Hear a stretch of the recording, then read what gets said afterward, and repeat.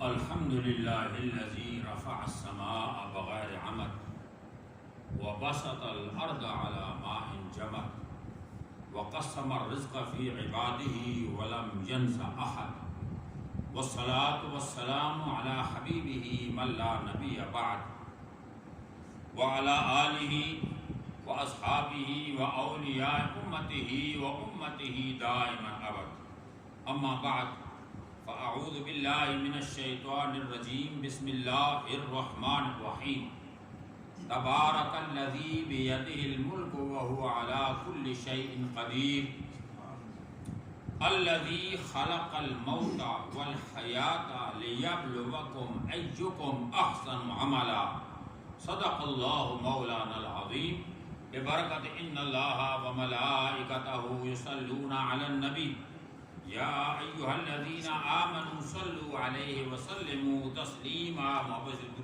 اللهم صل على سيدنا ومولانا محمد خاتم النبيين معدن الجود العظيم وعلى آله وأصحابه وأولياء أمته وأمته أجمعين.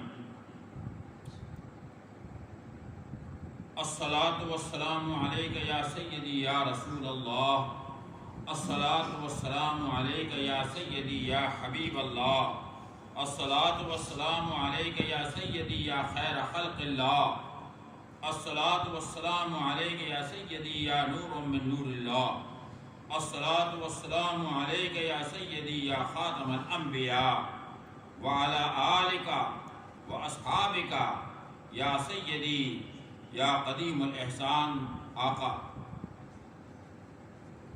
محمد کی محبت دین حق کی شرط اول ہے، اگر اسی میں ہو خامی تو سب کچھ نامکمل ہے، کیونکہ محمد ہے متاع عالم ایجاد سے پیارا. سبحان اللہ. محمد ہے صلی اللہ علیہ وسلم متاع عالم ایجاد سے پیارا، پدر مادر برادر جان مال اولاد سے پیارا. جس دل میں محمد کی محبت نہیں ہوتی اس پر کبھی اللہ کی رحمت نہیں ہوتی. میرا یہ عقیدہ ہے کہ ذکر خدا میں یہ نام نہ شامل ہو تو عبادت نہیں ہوتی. سبحان اللہ. سبحان اللہ الحمد سبحان العظیم. اللہ رب العالمین جل جلالہ وعم نوالہ واعظم شانہ واتم برہانہ کا بے حد شکر ہے کہ اس مولا کریم کائنات کے رب نے ہمیں اور آپ کو انسان بنایا. اگر وہ چاہتا تو کسی کو کچھ بھی بنا سکتا تھا، یہ اس کی مرضی ہے. یہ ساری رب کی مخلوق ہے اور بے پایہ مخلوق ہے، لا انتہا مخلوق ہے. کسی کو شکایت نہیں مجھے کیوں ہے یہ بنایا. چمٹی کو بھی شکر، چمٹی بھی شکر کر رہی ہے کہ تو نے مجھے پیدا کیا. سبحان اللہ. مکھی اور مچھر بھی شکر کر رہا ہے تو نے مجھے پیدا کیا. اللہ اکبر. یہ جراثیم اور یہ اتنی مخلوق ہے، اس کا گننا ہمارے اور آپ کے بس کی بات نہیں ہے. لیکن اللہ رب العالمین جل جلالہ عمن والو نے یہ ساری مخلوق بنائی اور پھر فرمایا ربنا ما خلق هذا باطلا.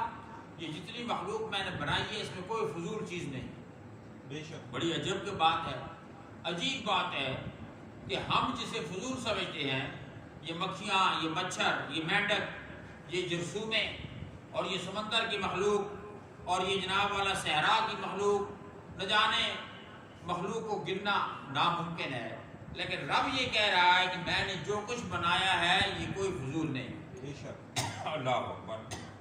حضرت موسیٰ علیہ السلام ایک مرتبہ ایک درخت کے نیچے آرام فرما تھے تو اوپر سے چھپکلی نے کچھ بول و برات کر دیا، آپ پر گندگی پھینکی تو آپ نے جو ہی آنکھ کھلی دیکھا اوپر تو چھپکلی تھی. موسیٰ علیہ السلام بڑے جلالی پیغمبر تھے، اللہ کے بڑے پیارے تھے، محبوب تھے، اللہ سے ہم کلام ہوتے تھے. تو اللہ سے عرض کیا الہ العالمین یہ جو چیز تو نے پیدا کی ہے اس کا کیا فائدہ ہے؟ اس نے تو میرے کپڑے گندے کر دیے اور ناپاک کر دیا مجھے. تو آگے سے جواب آتا ہے کہ اے موسیٰ تیرے اس سوال سے پہلے اس چھپکلی نے مجھ سے سوال کیا تھا کہ یہ موسیٰ جو تو نے بنایا ہے اس سے کتنی چھپکلیاں بن سکتی تھی.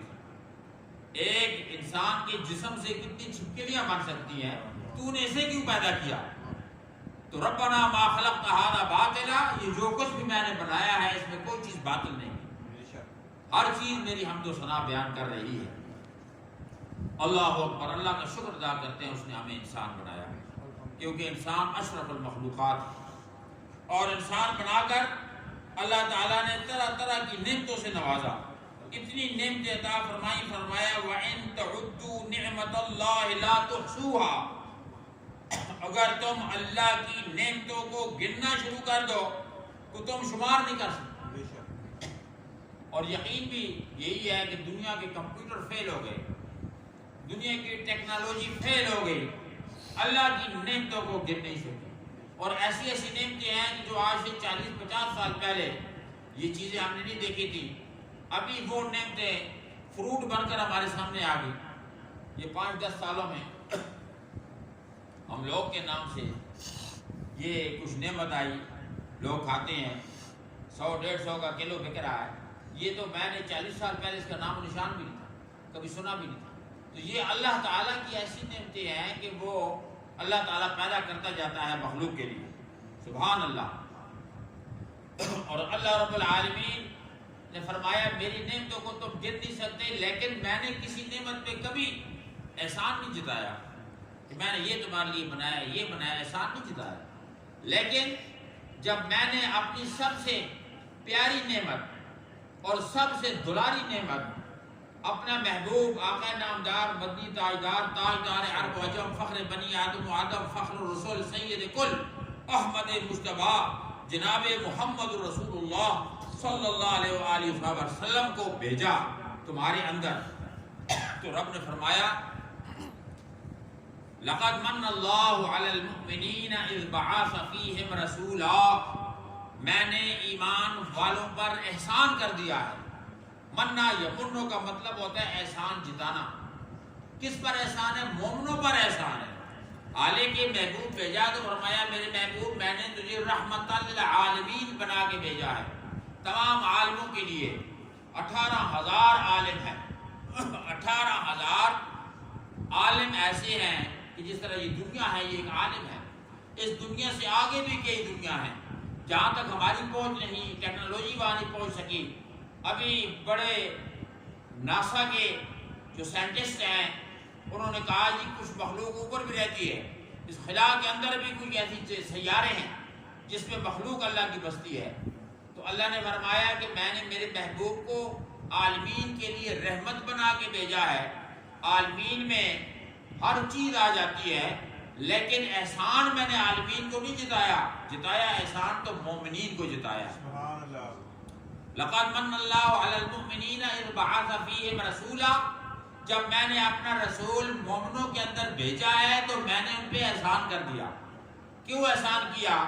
اس لیے کہ ایمان کی دولت سے نوازے ہوئے جو مومن تھے انہوں نے قدر کی رسول کی، انہوں نے پیارے آقا کی قدر کی، اور جب آقا کی انہوں نے قدر کی تو پھر اللہ تعالیٰ نے فرمایا جاؤ تمہاری اس احترام کی وجہ سے میں نے یہ احسان کر دیا ہے، تم لوگ اس میرے محبوب سے فیضیاب ہو۔ یہی وجہ ہے کہ اللہ نے فرمایا کہ حسبک اللہ، اے میرے حبیب تجھے اللہ کافی ہے، وَلِمَنْ اتَّبَعَكَ مِنَ الْمُؤْمِنِينَ، اور جو تیری اتباع کرنے والے مومن ہیں یہ تجھے کافی ہے، تو فکر نہ کر، تیرا کوئی کچھ نہیں بگاڑ سکتا۔ وَاللَّهُ يَعْصِمُكَ مِنَ النَّاسِ، یہ قرآن ہے، اللہ تجھے لوگوں سے بچا کے رکھے گا، تیرا قتل کوئی نہیں کر سکے گا، تیرے ساتھ جہاد کے اندر کوئی تجھ پہ حاوی نہیں ہو سکے گا۔ لیکن یہ جو مومن تیرے ارد گرد ہیں، یہ ابو بکر، عمر، عثمان و علی، یہ جو صحابہ ہیں جنہوں نے تن من دھن آپ کے لیے قربان کر دیا ہے، جو سچے اور سچے عاشق ہیں، یہ تجھے کافی ہے۔ اللہ اکبر۔ یہی وجہ ہے کہ پیارے آقا صلی اللہ علیہ وآلہ وسلم ان مومنین سے اتنی محبت فرماتے تھے جس طرح کے مومنین اپنی جان نچھاور کرتے تھے۔ اسی لیے حضور نے فرمایا خیر القرون قرنی، سارے زمانوں سے بہتر زمانہ میرا زمانہ ہے۔ اللہ اکبر۔ عجیب بات ہے، ایک عام آرڈنری آدمی سے پوچھو تو وہ یہ کہے گا جی بہتر زمانہ تو یہ ہے، کیونکہ اس زمانے میں ٹیکنالوجی ہے، اس زمانے میں بجلی ہے، اس زمانے کے اندر ہماری ضروریات کے سامان ہیں، اس زمانے میں سہولیات ہیں، اس زمانے کے اندر کیا چیز نہیں، کس کی چیز کی کمی ہے، ہر چیز اس زمانے کے اندر انسان کو دستیاب ہے۔ تو میرے آقا نے جو فرمایا کہ وہ زمانہ بہتر ہے، میرا زمانہ سارے زمانوں سے بہتر ہے، ثم میں یلی ہے، پھر اس کے ساتھ والا زمانہ، یعنی صحابہ کے دور کے بعد 110 سال جو تھے وہ صحابہ کا دور تھا۔ آخری صحابی جو فوت ہوئے وہ 110 ہجری میں دنیا سے تشریف لے گئے۔ اس کا مطلب یہ ہوا کہ 110 سال تک نبی کریم علیہ الصلوۃ والتسلیم کا زمانہ تھا صحابہ کا۔ سبحان اللہ۔ پھر ثم میں یلیہ، پھر تابعین کا زمانہ تھا، اور تابعین کا جو زمانہ تھا وہ تقریباً 100-150 سال پر حاوی ہے۔ اس کے بعد ثم میں یلیہ، پھر تبع تابعین کا زمانہ تھا۔ یہ 3 دور حضور نے فرمایا سب سے بہتر دور ہیں، سب سے بہتر زمانے ہیں۔ اللہ اکبر۔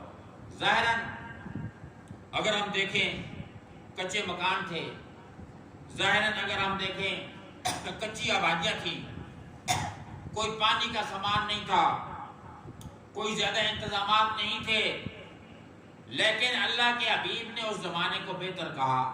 اس کی وجہ کیا تھی؟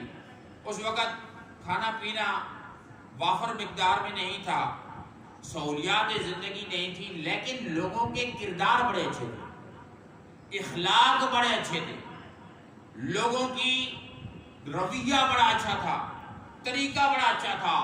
تو حضور علیہ السلام نے اس لیے بتا دیا کہ یہ زمانہ بہتر ہے کیونکہ اس میں بسنے والے بہتر ہیں۔ علاقہ وہی اچھا ہوتا ہے جس علاقے میں اگر آپ جائیں، رہائش پذیر کریں، تو شریعت کا حکم یہ ہے کہ اطلب الجار قبل الدار، مکان خریدنے سے پہلے یا بسنے اور رہنے سے پہلے آپ پڑوسیوں کو دیکھ لو، دائیں بائیں لوگوں کو، وہ کیسے ہیں، کہ ڈاکو تو نہیں، چور تو نہیں، فراڈیے تو نہیں، آپ کی زندگی کو تنگ کرنے والے تو نہیں۔ تو یہ حکم ہے کیونکہ بسنے والوں سے، جو لوگ بستے ہیں رہتے ہیں، اس سے علاقے کا حسن ہے، علاقے کی خوشحالی ہے۔ اس لیے میرے آقا نے فرمایا سارے زمانے ایک طرف کر لو اور محمد عربی کا زمانہ ایک طرف کر لو، وہ سب پہ حاوی ہے، بہتر ہے، کیونکہ اخلاق لوگ اچھے تھے۔ ایک تو صحابہ کرام نبی کریم صلی اللہ علیہ وسلم کے سامنے بیٹھے ہوئے ہیں، سارے مجاہد جری صحابہ، بہادر صحابہ، اللہ اکبر، اور ان کے آگے ایک ایک 2 کھجوریں پڑی ہیں، کھانا تو تھا نہیں، کھجوریں ہوتی تھی، کھجوریں کھاتے تھے۔ پیارے آقا سب کے چہروں کو دیکھ رہے ہیں، ان کے آگے پلیٹوں میں کھجوریں جو پڑی ہیں انہیں بھی دیکھ رہے ہیں۔ دیکھتے دیکھتے میرے آقا کی آنکھوں میں آنسو آ گئے، آنسو آ گئے، عجیب کیفیت برپا ہو گئی۔ ایک پاس صحابی بیٹھا تھا، پوچھتا ہے یا رسول اللہ آپ کیوں آنکھیں نم ہو گئی ہیں، آپ کی وجہ کیا ہے، آنسو کیوں آ گئے؟ فرمایا آپ نے صحابہ سے مخاطب ہو کر کہ اے صحابیوں، سیجی علیکم زمان، تم پر عنقریب ایک ایسا زمانہ آنے والا ہے، یاکلون الوان الطعام، لوگ رنگ برنگے کھانے کھائیں گے، ویشربون الوان الشراب، لوگ رنگ برنگے پانی پئیں گے۔ اب آپ غور فرمائیے، آج سے 1450 سال پہلے حضور نے یہ کولڈ ڈرنک اور یہ کوک اور یہ فینٹا اور یہ رنگ برنگے پانیوں کا بتا دیا تھا۔ ایسا زمانہ آنے والا ہے، وَيَلْبِسُونَ أَلْوَانَ اللِّبَاسِ، لوگ رنگ برنگے کپڑے پہنیں گے، اللہ اکبر۔ اور پھر فرمایا وَيَلْبِسُونَ بُيُوتَهُمْ، لوگ اپنے گھروں پر ایسے پردے لٹکائیں گے، کٹن جسے کہتے ہیں، کما تلبس الکعبہ، جس طرح کے کعبے پہ تم نے غلاف لٹکایا ہوا ہے، اس طرح لوگوں کے گھروں میں بڑے بڑے کٹن لٹکے ہوئے ہوں گے، کوٹھیوں اور محلات، اگر آپ دیکھیں بڑے بڑے محل جا کر۔ یا رسول اللہ، صحابہ کہتے ہیں یا رسول اللہ کتنا اچھا وہ دور ہوگا، رنگ برنگے کھانے، رنگ برنگے کپڑے، رنگ برنگے پانی، اور وافر مقدار میں کھانا پینا، بہترین رہائشیں، کتنا خوبصورت وہ زمانہ ہوگا، بڑا بہترین دور ہوگا۔ حضور نے فرمایا لا، وہ زمانہ بہتر نہیں ہوگا، بل انتم اليوم علی خیر، او کما قال، بلکہ آج کا جو دور تم پر ہے یہ سب سے بہتر زمانہ آج کا ہے۔ آج تمہارے پاس کپڑے رنگ برنگے نہیں ہیں، رنگ برنگے کھانے تم نہیں کھاتے ہو، رنگ برنگے لباس نہیں پہنتے ہو، غریبی ہے، فقیری ہے، مسکینی ہے۔ اس وقت اس دور میں رنگ برنگی چیزیں ہوں گی، لیکن لوگوں کے دل بھی رنگ برنگے ہو جائیں گے۔ دل ایسے رنگ برنگے ہوں گے کہ بھائی بھائی کو نہیں پسند کرے گا، بہن بہن کو نہیں پسند کرے گی، بیٹا جوان ہو کر اپنے باپ کی عزت نہیں کرے گا، بیٹی جوان ہو کر اپنی ماں کو کوئی اہمیت نہیں دے گی۔ یہ دور ایسا آ جائے گا۔ آج تم بہتری پر اس لیے ہو کہ تم ایک دوسرے کی قدر کرتے ہو، تم ایک دوسرے پر مہربانی کرتے ہو، شفقت کرتے ہو۔ سبحان اللہ، میرے آقا کی یہ تربیت تھی۔ اب آپ اندازہ فرمائیے کہ جب حدیث پاک میں آتا ہے ایک جگہ جہاد ہوا اور جناب تقریباً 7 مجاہد غازی زخمی حالت میں پڑے ہوئے ہیں، سب کو پیاس لگی ہوئی ہے۔ ایک نے کہا العطش العطش، پانی چاہیے، پانی لاؤ۔ اور جب کوئی پانی لانے والا پانی لاتا ہے، اس نے پانی اٹھایا اور اپنے ہونٹوں کے قریب لگایا پینے کے لیے۔ ساتھ دوسرا جو ساتھ زخمی صحابی پڑا ہوا تھا، اس نے کہا العطش، اس نے ہونٹوں سے پانی کو دور کر دیا، نہیں پیا، کہا اس میرے بھائی کو دو۔ اس کے پاس جب لے کر گئے پانی تو ساتھ والے نے آواز لگائی مجھے پیاس لگی ہے، اس نے اس کو دے دیا، اس نے بھی نہیں پیا۔ اور تیسرے کے پاس لے گئے، چوتھے نے آواز لگائی، تیسرے نے نہیں پیا، چوتھے کو دے دیا۔ بتائیے ایسی مثال دنیا میں کہاں ملتی ہے؟ سبحان اللہ۔ آج دیکھیں آپ، آج ہر بندہ کہتا ہے مجھے پہلے ملے۔ کھانا کھانے والے کہیں کوئی سیاسی جلسہ ہو تو آپ دیکھیں کس طرح بگدڑ بجتی ہے، کس طرح جناب لوگ ٹوٹ پڑتے ہیں دیگوں پر، کس طرح لوگ ہم سب یہ چیزیں ہم سارے جناب سوشل میڈیا میں دیکھتے ہیں۔ تو آپ اندازہ فرمائیے سارے مسلمان ہیں، سارے کلمہ گو ہیں، اس لیے آقا نے فرمایا میرا زمانہ سب سے بہتر زمانہ۔ دنیا کی تاریخ میں یہ بات نہیں ملتی۔ اگر آپ غور فرمائیں، جب مکہ سے صحابہ کرام اپنا گھر بار سب کچھ چھوڑ چھڑا کے نبی کے دیوانے ہو کر مدینے آ گئے تھے، مدینہ پاک میں جب آ گئے سب کچھ پیچھے، کئی تو بغیر جوتوں کے آ گئے، اور بیچاروں کے پاس جوتے بھی نہیں تھے، کئیوں کے کپڑے ان کے والدین نے اتار لی، کہ ان کے والدین مشرک تھے، کافر تھے، اور ان کا خبردار ہمارے کپڑے نہ پہنو۔ ایک صحابی ایسے تھے حضور دیکھ کر اسے رو پڑتے تھے کہ یہ جب مکے کی گلیوں میں چلتا تھا تو خوشبوؤں کی مہک آتی تھی، پتہ چلتا تھا کوئی جا رہا ہے، اتنے اچھے کپڑے پہنتا تھا، اتنے اچھی عطر اور خوشبو لگاتا تھا۔ آج یہاں اس کو صرف ایک تہمت باندھا ہوا ہے۔ اللہ اکبر۔ نبی کریم علیہ السلام نے مسجد نبوی میں کھڑے ہو کر اعلان فرمایا کہ اے انصار، اے مدینے کے رہنے والوں، یہ مکے سے میرے عاشق آئے ہیں، دیوانے آئے ہیں، ان کو بھائی بھائی بناؤ، آؤ میں ان کو تمہارا بھائی بناتا ہوں، تاکہ ان کی تم معاونت کرو، مدد کرو، اور اس میں جو حاجت مند ہے ان کی ضروریات پوری کرو۔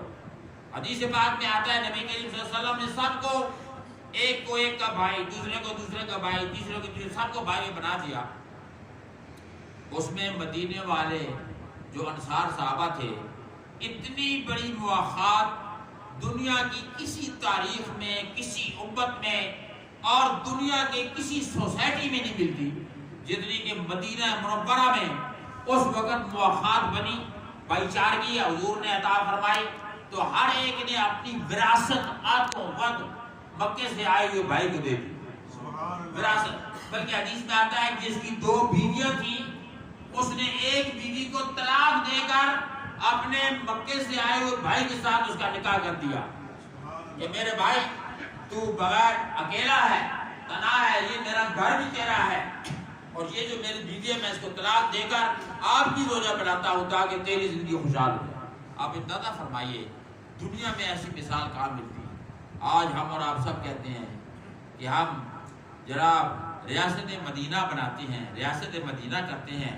ریاست مدینہ تو تب بنتی ہے جب ایثار کا جذبہ اندر ہو، جب قربانی کا جذبہ اندر ہو، جب اپنے سے زیادہ دوسرے کو اہمیت دی جائے، جب بندہ اپنے سے زیادہ، یہ دنیا رب نے بنائی اسی لیے ہے، ورنہ وہ چاہتا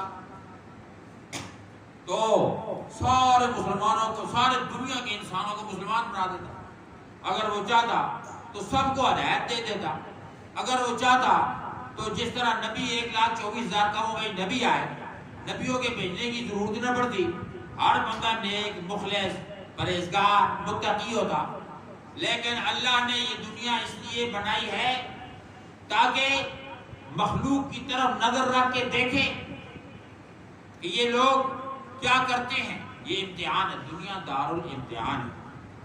حضرت آدم علیہ السلام سے لے کر نوح علیہ السلام تک 2022 سال کا عرصہ گزرا۔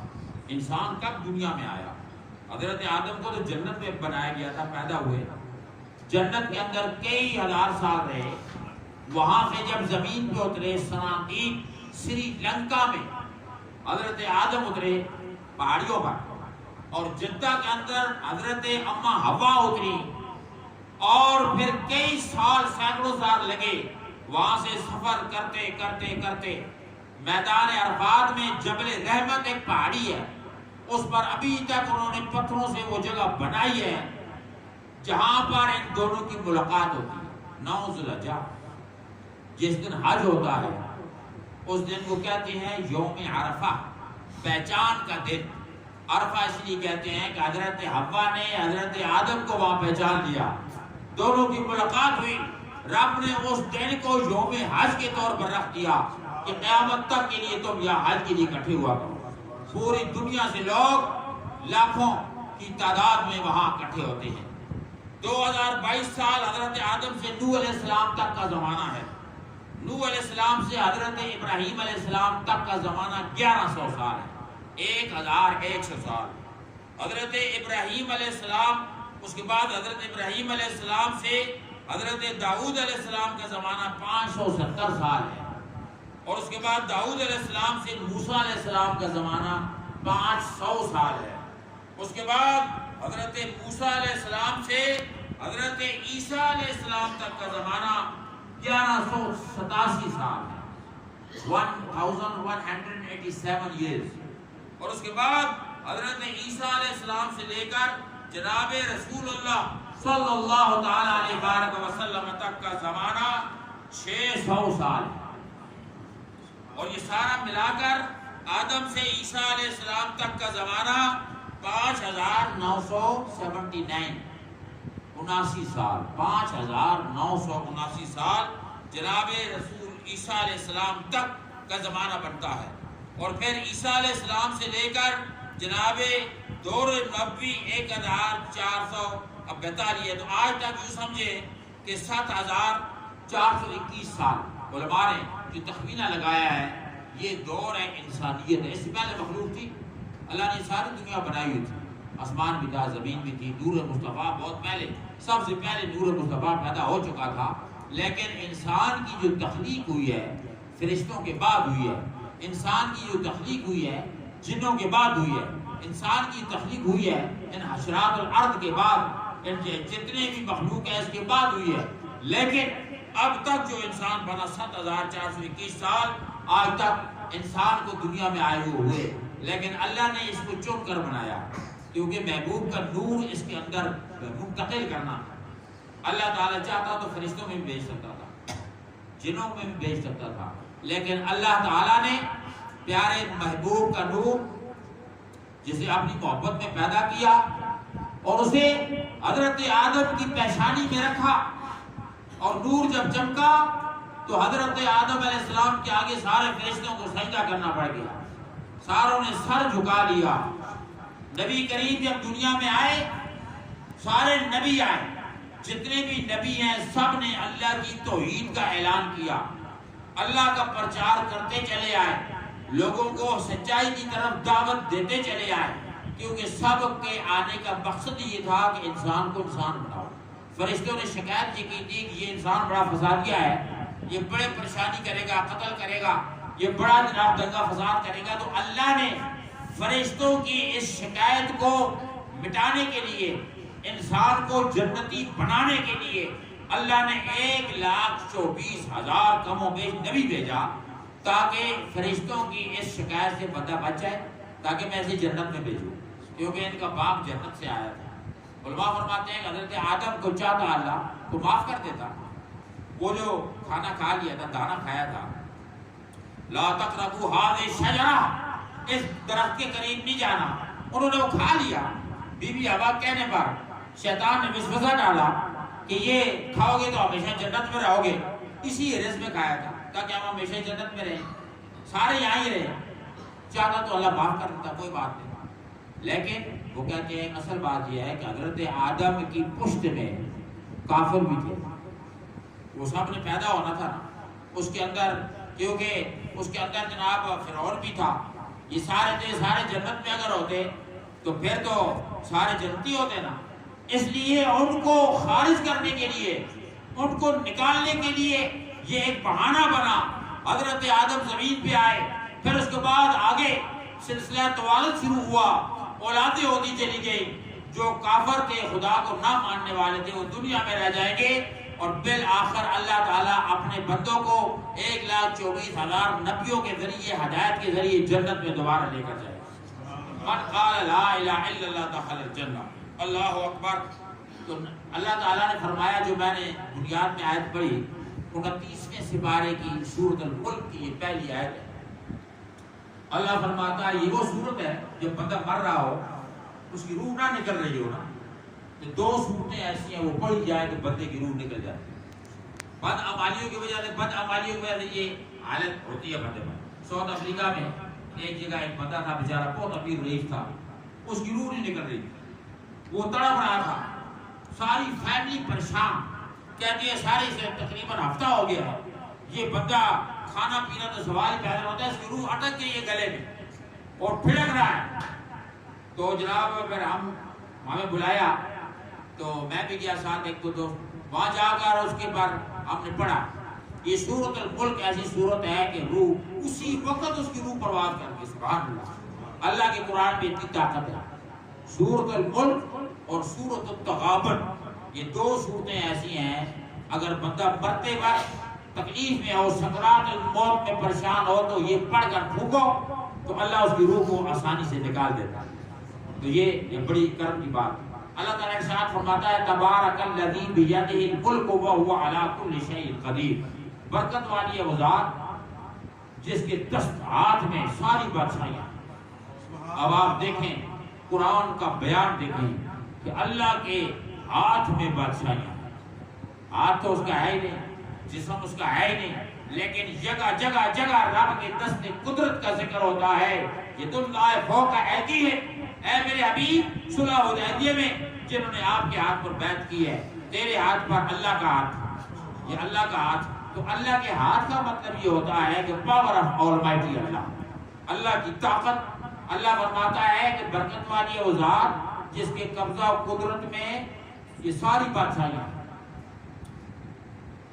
الذی خلق الموت والحیات لیبلوکم ایکم احسن عملا، یہ وہ اللہ ہے جس نے موت کو پیدا کیا پہلے اور پھر زندگی کو پیدا کیا، لیبلوکم تاکہ تمہیں آزمائے، ایکم تم میں سے کون کون بندہ احسن عملا اچھے کام کرتا ہے۔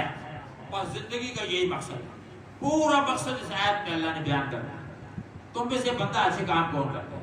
اب سوال یہ پیدا ہوتا ہے کہ اللہ نے پہلے موت کو پیدا کیا اور زندگی بعد میں آئی، جبکہ موت ہے ری ایکشن اور زندگی ہے ایکشن۔ پالن ہوگا تو آگ جلے گی، آگ جو ہے وہ ری ایکشن ہے نا، یعنی یہ ہو نہیں سکتا کہ بالن نہ ہو اور آگ جل جائے۔ آگ کے لیے آگ کا مواد چاہیے پہلے، مکان تب بنے گا جب مکان کا مواد ہوگا، اینٹیں ہوں گی، یہ سارا سامان ہوگا۔ سوال یہ پیدا ہوتا ہے کہ اللہ نے موت کو پہلے پیدا کیا، حیات کو بعد میں پیدا کیا۔ حیات تھی نہیں، موت تو حیات پر لازم ہے، حیات کو پہلے پیدا کرنا چاہیے تھا، موت کو بعد پیدا کرنا چاہیے تھا، لیکن اللہ نے اپنی قدرت دکھائی یہ فلسفہ ہے قرآن کا۔ اللہ نے بتایا کہ لوگوں جو چیزیں محال ہیں، جو ناممکن ہیں، میں خدا ناممکن کو ممکن کر سکتا ہوں اور محال کو بحال کر سکتا ہوں۔ یہ کیا ہے؟ ری ایکشن کو پہلے پیدا کر دیا، ایکشن بعد میں آیا، عمل بعد میں، انسان بعد میں، زندگی بعد میں، پہلے موت پیدا ہو گئی۔ موت کو انسان کے اوپر سپروائزر بنا دیا۔ زندگی موت کی امانت ہے، آپ نے سنا ہوگا۔ اگر کسی کا باپ بوڑھی اماں دیکھ رہی ہو، بچہ شرارتی، چھوٹے چھوٹے بچے شرارتی ہوتے ہیں، برتن توڑتے ہیں، گھر میں شرارت کرتے ہیں، اگر بچے کو یقین ہو کہ میری اماں دیکھ رہی ہے، بابا دیکھ رہا ہے، وہ کبھی شرارت نہیں کرے گا، ڈرے گا، یہ مجھ پر ایکشن ہو جائے گا، ماریں گے، پکڑیں گے، بلائیں گے۔ لیکن اگر بچے کو یہ پتا ہو کہ کوئی دیکھنے والا نہیں ہے، وہ توڑ پھوڑ کرے گا، گھر کے اندر جو کرنا کرے گا۔ تو اللہ نے موت کو اس لیے پہلے پیدا کیا تاکہ بندے میرے بندے بن جائیں، سیدھے ہو جائیں، گناہ نہ کریں، غلطی کی طرف نہ جائیں، وہ جانے کہ موت ان کا پیچھا کر رہی ہے۔ اللہ کے ولی ایک تھے، وہ چلتے چلتے مڑ مڑ کے پیچھے دیکھتے ہیں، مڑ مڑ کے پیچھے دیکھتے ہیں، پوچھتے ہیں بابا جی کیا بات ہے؟ آتے ہوئے آپ نے کافی دیر تک پیچھے چکر لگا رہے دیکھ رہے ہیں۔ انہوں نے فرمایا میں موت سے ڈر رہا ہوں کہ بے خبری میں نہ آ جائے، موت میرے پیچھے ہے، کہیں آ نہ جائے۔ میرے دوستوں اور بزرگوں، اللہ رب العالمین نے ہمیں اور آپ کو جو پیدا کیا ہے، اس کا مین مقصد یہ ہے ہمارے کام کو وہ دیکھنا چاہتا ہے کہ ہم کام کیا کرتے ہیں۔ حضور نے فرمایا بعثت لأتمم مکارم الاخلاق، میرے آنے کی مین وجہ یہ ہے کہ میں تمہارے اخلاق درست کر دوں، کردار درست کر دوں، تمہارا رہنا سہنا، اٹھنا بیٹھنا، ملنا جلنا درست کر دوں۔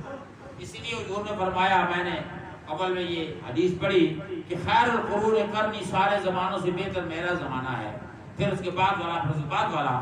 آپ دیکھتے ہی ہیں کہ ہمارے زمانے میں کمپیوٹر ہیں، جہاز ہیں، ٹیکنالوجی ہے، موبائل فون ہے، ایئر کنڈیشن ہے، بنگلے ہیں، محلات ہیں، سہولتیں ہیں۔ اس وقت تو کچھ بھی نہیں تھا، لیکن فرمایا کہ تمہارے پاس یہ سب کچھ سہولتیں ہوتے ہوئے، سب کچھ ہوتے ہوئے اخلاق نہیں ہے، کردار نہیں ہے، دوسرے کا بھلا نہیں ہے، دوسرے کے لیے بھائی چارگی نہیں ہے۔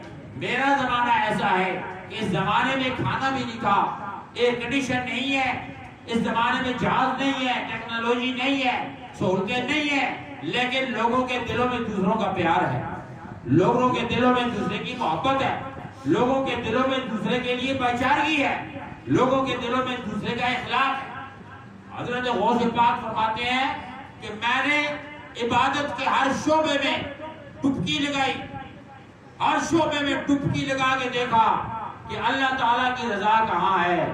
عبادت تہجد گزار، ایک بندہ تہجد گزار ہے، حاجی ہے، غازی ہے، مفتی ہے، قاری ہے، سب کچھ ہے، لیکن وہ دوسرے کا بھلا نہیں کرتا، دوسرے کے کام نہیں آتا، غریب کی مدد نہیں کرتا، دوسرے کے لیے دل میں اس کے درد پیدا نہیں ہوتا، تو اس کا علم، اس کا فضل سب کچھ بیکار ہے۔ اس لیے کہ اللہ رب العالمین کے حبیب سے جب پوچھا گیا کہ اے اللہ کے حبیب ہمیں بتائیے کہ من خیر الناس، سارے بندوں سے بہتر بندہ کون سا ہے؟ فرمایا خیر الناس من ینفع الناس، سارے بندوں سے بہتر بندہ وہ ہے جو نفع دوسرے کو پہنچائے۔ اب ہم اپنے آپ کو نفع پہنچا رہے ہیں۔ یہ ابھی پچھلے دنوں سیلاب کا آیا، میں حیران ہو گیا، یہ سوشل نیوز پہ، واٹس ایپ پہ، کہ سارے مولوی، سارے پیر اور سارے بڑے بڑے جو نامور لوگ تھے، انہوں نے جناب پوسٹیں لگانی شروع کر دی کہ ہماری گاڑیاں جا رہی ہیں، ہماری گاڑیاں جناب والا سامان اکٹھا ہو کے جا رہا ہے۔ یار حد درجے کی غنڈہ گردی ہے، حد درجے کا فراڈ ہے۔ ایک پیر تھا اسلام آباد کا، میں نے اسی پوسٹ کے اوپر سوال صرف لکھا کہ سر وہ آپ کی جو گاڑیاں گئی ہیں وہ کہاں ہیں؟ ہمارے ریاض الجنہ کے لوگ بھی گئے ہوئے ہیں اور وہ ان کو ڈھونڈ رہے ہیں، وہاں وہ کدھر ہیں؟ اس کو بڑی تکلیف ہوئی، اس نے کہا جی آپ نے مجھے بدنام کر دیا، مجھے آپ نے بےعزت کر دیا، لوگ سمجھتے ہیں میں فراڈیا ہوں، چور ہوں۔ میں نے کہا جی وہ ہم تو آپ کو تلاش کر رہے ہیں نا، کس علاقے میں آپ لے کر گئے مال، گاڑی واڑی کوئی نہیں گئی تھی۔ جب اعلان کرتے ہیں لوگ چندہ دینا شروع کر دیتے ہیں، پیسے آتے ہیں، دولت آتی ہے اور اسے اپنا پیٹ بھرتے ہیں۔ اس لیے کہ اس دنیا میں حضور نے فرمایا تھا آخری وقت بڑا فتنے والا دور ہوگا. ہر آدمی، حضور نے فرمایا میں شرک سے نہیں ڈرتا، تم سے اس بات سے نہیں ڈرتا تم مشرک ہو جاؤ گے، صرف ہرس اور لالچ سے ڈرتا ہوں. دولت زیادہ ہو جائے گی اور تم لالچی اتنے ہو جاؤ گے، ایمان کو بیچ ڈالو گے، اپنا سب کچھ تباہ کر کے رکھ دو گے. یہی وجہ ہے کہ آج حضور نے تو فرمایا کہ لا یومن تراد و غصے سے فرمایا وہ بندہ مومن ہی نہیں. عرض کی صحابہ نے وہ کون بندہ ہے یا رسول اللہ؟ فرمایا من بات شبعان وجار جائے، جو بندہ پیٹ بھر کے کھا کے سو جائے اور اس کا پڑوسی بھوکا ہو، بچے بھوکے ہو. آپ اندازہ فرمائیے، ہم سمجھتے ہیں کہ ہم کلمہ پڑھ کے اللہ کے بڑے مقرب ہو گئے ہیں، جمعہ پڑھ لیتے ہیں، بڑا احسان کر دیتے ہیں. ہم نے جناب کلمہ پڑھ لیا، بچوں کو ہر بندہ انگریزی اسکول میں پڑھاتا ہے تاکہ اچھی تعلیم حاصل کریں، اچھی تعلیم. لیکن ایک بندے میں پوچھے یار یہ بتاؤ اچھی تعلیم حاصل کر کے کیا کرے گا؟ وزیر اعظم بن جائے گا، وزیر اعظم پریزیڈنٹ بن جائے گا. 60-70 سال بعد مرنا تو ہے اس کو، قبر میں اسے جانا ہے، اس کے بعد کیا ہوگا؟ اس کے بعد والی کی بات آپ کیوں سوچ رہے؟ میرے دوستو یاد رکھو ہم غافل ہیں، غفلت میں ہے. یحسبون انہم یصنعون صنعا، رب فرماتا ہے کچھ لوگ گمان کرتے ہیں ہم اچھا کام کر رہے ہیں، لیکن وہ لوگ غافل ہیں، اپنے آپ کو برباد کر رہے ہیں، آخرت کی تیاری نہیں ہے. حضور سے پوچھا گیا کہ ای الاعمال افضل، سب سے بڑا اچھا کام کیا ہے؟ آپ نے فرمایا ادخال سرور علی قلب مومن، مومن کا دل خوش کر دو، سب سے بڑا اچھا کام ہے. اور پھر پوچھا گیا من خیر الناس، بہتر بندہ کون ہے؟ فرمایا میں ینفع الناس. پھر پوچھا گیا حضرت ابراہیم خلیل اللہ نے پوچھا یا اللہ تجھے کہاں تلاش کریں؟ مسجد میں نہیں ملتا، کعبے میں نہیں ملتا، کہیں بھی تو نظر نہیں آتا. فرمایا انا عند المنکسرۃ قلوبہم، میں ٹوٹے ہوئے دلوں میں رہتا ہوں. قیامت کے دن اللہ تعالیٰ سب کو اکٹھا کر کے پوچھے گا اور بتاؤ میں کل بیمار تھا مجھے دیکھنے کیوں نہیں آیا، میں بھوکا تھا مجھے کھانا تم نے کیوں نہیں کھلایا، میں پیاسا تھا مجھے پانی تم نے کیوں نہیں پلایا. لوگ حیران ہو جائیں گے یا اللہ تو تو پیاسے بجھانے والا ہے، تو تو بھوکے مٹانے والا ہے، تو تو بیماری سے شفا دینے والا ہے، تو کب بھوکا ہو سکتا ہے؟ فرمایا وہ تمہارے علاقے میں فلاں بندہ بھوکا تھا، تیرے دروازے پر ایک سوالی آیا تھا بھوکا پیاسا، تو اگر باہر آ جاتا اسے کوئی دے دیتا تو اس کے دل میں میں بیٹھا ہوا تھا، تیری میری ملاقات ہو جاتی. اور فرمایا وہ حاجت مند تیرے پاس آیا تھا، ضرورت مند تیرے پاس آیا تھا، اگر اس کی تو ضرورت پوری کر دیتا تو میں اس کے اندر تھا، تیری میری وہاں ملاقات ہو جاتی. اگر بیمار فلانا تھا اس کی بیمار پرسی کو تو چلا جاتا، میں وہاں موجود تھا، وہاں تیری میری ملاقات ہو جاتی. یہی وجہ ہے کہ ہم بہت پیچھے ہیں. یہ یورپ، یہ انگریز، یہ وہ کنٹری جہاں ہم لوگ بھیک مانگنے جاتے ہیں، ہم لوگ جہاں مزدوریاں کرنے جاتے ہیں، وہ کیوں جاتے ہیں؟ کہ وہ لوگ خوشحال ہیں. کیوں خوشحال ہیں؟ کہ ان کے اندر یہ جذبہ ہے خدمت خلق کا. ہمارے علاقے میں اگر بلی کہیں مری ہوئی پڑی ہے ہمیں کوئی پرواہ نہیں، اس کو اور مار دیں گے، جوتا مار کر اس کو اور ختم کر دیں گے. لیکن وہ لوگ کیا کرتے ہیں؟ وہ اس بلی کو گاڑی میں اٹھائیں گے، اٹھا کر ہاسپٹل لے جائیں گے، ہاسپٹل میں جا کر اس کا علاج کرائیں گے اور علاج کرا کے کہیں گے اب جتنا خرچہ ہے یہ میں پے کروں گا. تو یہ اسلام بھی یہ سکھاتا ہے ہمیں، اسلام یہ سکھاتا ہے کہ یہ اللہ کی جو مخلوق ہے اس پر رحم کرو.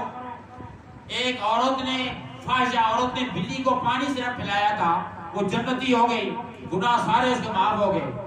جس دن فتح مکہ کا دن تھا، نبی کریم علیہ السلام 10,000 صحابہ کے ساتھ، جری اور بہادر صحابہ کے ساتھ مکے پر فتح کرنے جا رہے تھے. رستے میں گزرے تو ایک کتیا وہاں رستے میں پڑی ہوئی ہے، اس کے پاس چھوٹے چھوٹے کوترے ہیں، ابھی اس نے جنے ہیں بچے. حضور جب گئے، حضور نے دیکھا کتیا نے کتیا نے بھی حضور کی طرف عرض کی ہے رحمت للعالمین، میں بھی تیری رحمت میں رہتی ہوں. حضور کھڑے ہو گئے، گھوڑا کھڑا کر دیا. آپ نے فرمایا اوئے صحابیوں ادھر آؤ، 2 صحابہ یہاں ڈیوٹی تمہاری، یہاں کھڑے ہو جاؤ تاکہ ان کتیا کو کوئی تکلیف نہ ہو. یہ جو آنے والے صحابی ہیں وہ دیکھیں گے نہیں اور اس کے بچے کہیں مارے نہ جائیں. اسلام تو ہمیں یہ سکھاتا ہے، اسلام ہمیں یہ بتاتا ہے کہ اگر تم یہ جانوروں پر رحم کرو گے، اگر تم ایسے حاجت مندوں پر رحم کرو گے، کرو مہربانی، تم اہل زمین پر خدا مہربان ہوگا عرش بری پر. یہی وجہ ہے حضرت ابن مبارک رحمت اللہ علیہ اللہ کے ولی ہوئے ہیں. وہ حج کے لیے تیار تھے، پیسہ جوڑا، کافی عرصے کے بعد پیسہ جوڑا، تیار کیا کہ میں حج پہ جاؤں گا۔ تو کیا ہوا کہ رات کو گھر کے پڑوس میں رونے کی آواز آئی، بیوی کو بھیجا جا کے دیکھو کیا ہے۔ وہاں جب وہ گئی تو دیکھا تو وہ گھر والی نے پانی کی ہنڈیا میں پانی ڈال کر ابال رہی ہے پانی، بچے رو رہے تھے، بچوں کو سلا دیا، یتیم بچے تھے۔ اس نے پوچھا بیوی بچے کیوں رو رہے ہیں؟ اس نے کہا بہن جی یہ بھوکے ہیں، پیاسے ہیں، تو میرے پاس ہے کچھ نہیں کھانے کے لیے، تو میں نے ایسے بہانہ بنایا ہے، یہ ہنڈیا رکھ دیا اور اس کے اندر پانی ڈال دیا ہے تاکہ بچے یہ سمجھے کہ کھانا پک رہا ہے، تیار ہو رہا ہے، ابھی تیار ہوگا ہم کھائیں گے۔ وہ مڑ کے آئی، اس نے عبداللہ ابن مبارک کو کہا کہ یہ حالت ہے کہ وہ تو بڑے پریشان ہیں، انہیں گھر میں کھانا بھی نہیں ہے اور بچے اس لیے رو رہے ہیں۔ آپ نے جو حج کے لیے پیسہ رکھا ہوا تھا، جتنا بھی اس وقت درہم اور دینار ہوتے تھے، وہ سارے اٹھا کے اس مائی کے ہاتھ میں جا کے دیے اور بازار سے کھانا خریدا سامان اس کو دے دیے اور اپنی بیوی سے کہا کہ اس دفعہ میں حج پہ جا۔ خاموش ہو کر اپنے حج کو کینسل کر دیا، سفر گیا، مسافر گئے، حج روانہ ہو گیا۔ روانہ ہونے کے بعد علاقے کے جو لوگ گئے ان کو چھوڑنے کے لیے الوداع کرنے گئے۔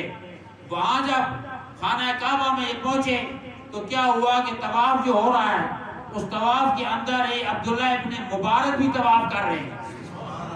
یہ گیا ہی نہیں، یہ یہاں بیٹھا ہوا ہے، اس کو طواف دوسرا بندہ آیا، آپ اس کے ہاتھ چوم رہا ہے، کہتا ہے حضرت آپ کیسے آ گئے؟ ہمیں تو الوداع کیا تھا آپ نے۔ بس وہ پڑھتے پڑھتے طواف میں، طواف ہوا، سعی ہوئی، حج ہوا۔ اس کے بعد جب یہ سارے واپس آئے تو عبداللہ بن مبارک ان کو ویلکم کرنے کے لیے گئے تو وہ بندہ آ کر کہتا ہے یار کمال ہو گئے، ہم سے پہلے تم مڑ کے آ گئے ہو، تم گئے ہم کے بعد ہو، پہلے مڑ کے آ گئے اتنا جلدی، اور آج ہمیں خوش ویلکم کرنے کیوں آ رہے ہو؟ اس نے کہا کیا بات کر رہے ہو، میں تم حج سے آئے ہو تمہاری دعا مانگنے، تم سے دعا کروانے آئے ہو۔ اس نے کہا نہیں سر آپ نے ہمارے ساتھ طواف کیا ہے۔ دوسرا کہہ رہا ہے سائی آپ نے میرے ساتھ کیا ہے۔ ادھر رات کو جب سوئے تو خواب میں آیا عبداللہ ابن مبارک ہم نے تیری شکل کا فرشتہ بنا کے بھیج دیا، اور آج نہیں یہ حج نہیں قیامت تک ہر حج وہ کرتا رہے گا اور تجھے ثواب ملتا رہے گا۔ یہ تیری نیک نیتی پر، یہ تیری بھلائی پر، یہ تیرے خلوص پر ہم نے یہ انعام و اکرام سے تجھے نوازا ہے۔ میرے دوستو یاد رکھو، جب تک ہم نبی کے طریقے کو نہیں اپنائیں گے، جب تک ہم پیارے آقا محمد صلی اللہ علیہ وسلم کا راستہ نہیں اپنائیں گے، دوسروں کے ساتھ بھلا نہیں کریں گے، اس وقت تک دنیا کی کامیابی ہم حاصل نہیں کر سکتے۔ بڑے بڑے امیر آپ دیکھتے ہیں اتنے کنجوس ہیں، کسی کی مدد نہیں کرتے اور اپنی جناب عیاشی اور عاجزی میں مبتلا ہیں۔ حضرت مولانا روح فرماتے ہیں دل بدست آور کے حج اکبر است، کسی کا دل رکھ لینا، گرتے ہوئے کو اٹھا لینا، حاجت مند کی حاجت پوری کر دینا، کسی مسکین اور پریشان روتے ہوئے کے آنسو پوچھ دینا، دل بدست آور کے حج اکبر است، کسی کا دل رکھ لینا حج اکبر سے بہتر ہے۔ دل بدست آور کے حج اکبر است، از ہزاراں کعبہ یک دل بہتر است۔ ہزار کعبے کے طواف کرنے سے ایک دل کا مداوع کر لینا، ایک دل کو خوش کر لینا، ایک دل کی مدد کر لینا ہزار کعبے کے طواف سے بہتر ہے۔ اور آگے ثبوت کیا پیش کرتے ہیں، فرماتے ہیں کیونکہ کعبہ بنیاد خلیل اکبر است، کعبہ جو ہے حضرت ابراہیم خلیل اللہ کی بنائی ہوئی عمارت کا نام ہے۔ کعبہ بنیاد خلیل اکبر است اور دل بزرگاہ جلیل اکبر است، دل اللہ کے رہنے کی جگہ ہے۔ قلب المومن عرش اللہ، اس لیے فرمایا ٹھا دے مسجد، ٹھا دے مندر، ٹھا دے جو کچھ کہندا، ایک بندیاں دا دل نہ ٹھاویں رب دلاں وچ رہندا۔ سب سے بڑی پریشانی ہماری یہ ہے، ہم مسلمان تو ہیں، کلمہ گو تو ہیں، لیکن ہم دوسرے کے لیے نہیں ہیں، اپنی ذات کے لیے ہیں۔ کوئی پیر ہو، مولوی ہو، مفتی ہو، کوئی بڑے سے بڑا ہو، آپ دیکھیں آپ مشکل کے وقت پکاریں کوئی آپ کے کام نہیں آئے گا، جواب کیا ملتا ہے؟ جی سارا فراڈی ہیں یہ مانگنے والے۔ یہ بات نہیں ہے۔ اما السائل فلا تنہر، یہ سوالی جو ہے اس کو روکو نہیں، اللہ نے اسے سوالی بنایا ہے تو یہ دینے والا بنایا، شکر کر، کہیں ایسے نہ ہو کہ تو سوالی بن جائے اور وہ تیری جگہ پہ آ جائے۔ یاد رکھیے اللہ تعالیٰ قادر قدیر ہے، اس نے فرمایا میں نے موت پہلے پیدا کی ہے تاکہ تمہیں چیک کرے، اور یہی وجہ ہے کہ جو لوگ اللہ سے غافل ہوتے ہیں، میری آنکھوں کے سامنے کئی مولوی مر گئے، کئی پیر مر گئے، کئی بڑے بڑے ذکر کرنے والے جلوس والے اور بڑے بڑے جناب ان کے ٹھاٹھو دیکھ کر ہم حیران ہوتے تھے، یار یہ تو بڑا آدمی ہے، آج قبر میں ہے 10-15 سال ہو گئے اور ان کو پوچھنے والا نہیں۔ یاد رکھو، خدا کا خوف پیدا کرو، بندوں کے ساتھ بھلائی کرو، اسلام کو پھیلاؤ اور دوسرے کی مدد کرو گے، اسی میں ولایت ہے، اسی میں اللہ کی محبت ہے، اسی میں عبادت ہے۔ رب اسی سے خوش ہوتا ہے جو اس کی مخلوق کے ساتھ، فرمایا الخلق عیال اللہ، یہ ساری مخلوق میری فیملی ہے۔ رب کہتا ہے یہ میری فیملی ہے، جو بندہ میری فیملی کے ساتھ اچھا ہو کر رہے گا میں اس کے ساتھ اچھا ہو کر رہوں گا۔ اللہ تعالی ہمیں اور آپ کو اسلام پر چلنے کی، نبی کریم صلی اللہ علیہ وسلم کا کردار ادا کرنے کی توفیق عطا فرمائے۔ سنت عطا فرمائے۔ جزاک اللہ۔